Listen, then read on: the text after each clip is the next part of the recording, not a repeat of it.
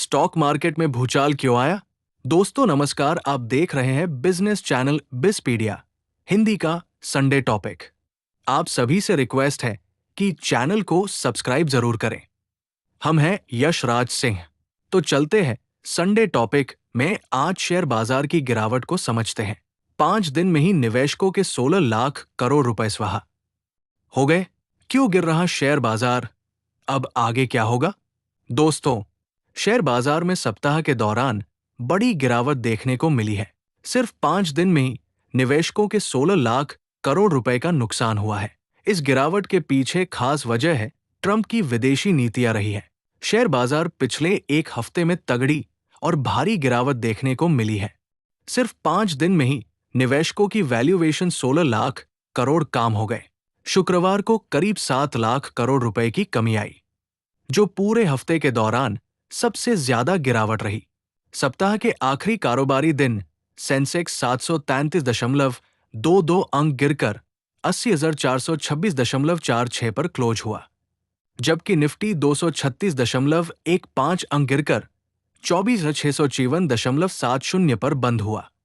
वहीं एक सप्ताह के दौरान सेंसेक्स 2,097.63 अंक या 2.54% और निफ्टी 631.80 अंक या 2.50% गिर चुका है। बैंक निफ्टी में भी भारी गिरावट नजर आई है। इस सप्ताह में मार्केट अपने निचले स्तर पर बंद हुआ है। बीएसई पर लिस्टेड कंपनियों का मार्केट कैप इस दौरान 16 लाख करोड़ रुपए कम हुआ है। तो आइए जानते हैं इसके पीछे क्या क्या कारण रहे हैं। क्यों आई मार्केट में गिरावट?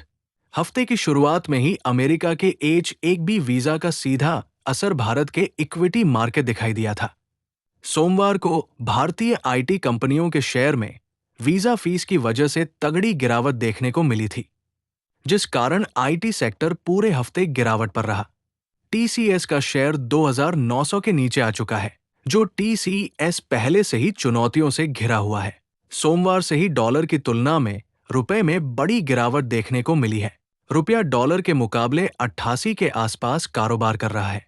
दोस्तों, पहले से ही ग्लोबल टेंशन के कारण कच्चे तेल के दाम में भी तेजी देखी जा रही है। WTI क्रूड ऑयल 65.72 डॉलर प्रति बैरल पर है, जबकि ब्रेंट क्रूड ऑयल $70 प्रति बैरल के पार चला गया है।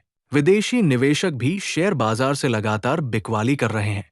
शुक्रवार को विदेशी निवेशकों ने भारतीय बाजार से 16,057.38 करोड़ के शेयर बेचे, तो वही घरेलू निवेशकों ने भी 11,464.79 करोड़ के शेयर बेच दिए।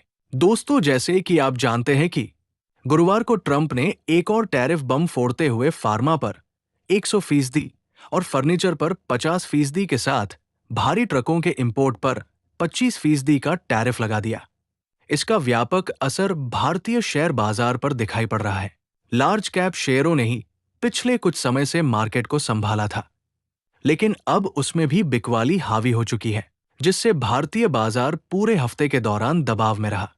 अगले महीने से अब कंपनियों की अर्निंग भी आने वाली है।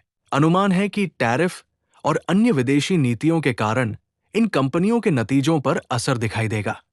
वहीं अमेरिकी फेडरल रिजर्व बैंक ने एक बार कटौती की है, जिसके बाद निवेशक एक और कटौती की उम्मीद कर रहे थे, लेकिन जेम पॉवेल ने रेट में कटौती से इनकार कर दिया है।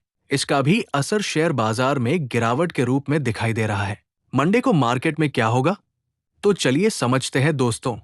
विदेशी से कमजोर सपोर्ट के कारण एशियाई मार्केट दबाव में है। साथ ही सोने की मजबूती भी शेयर बाजार में टेंशन पैदा कर रही है। अमेरिका से व्यापारिक रिश्ते अभी स्पष्ट नहीं हो पाए हैं, हालांकि भारत सरकार की बातचीत चल रही है। वहीं विदेशी निवेशकों का भी बिकवाली पर फोकस है। भारतीय बाजार सिर्फ और सिर्फ घरेलू बाजार पर निर्भर है।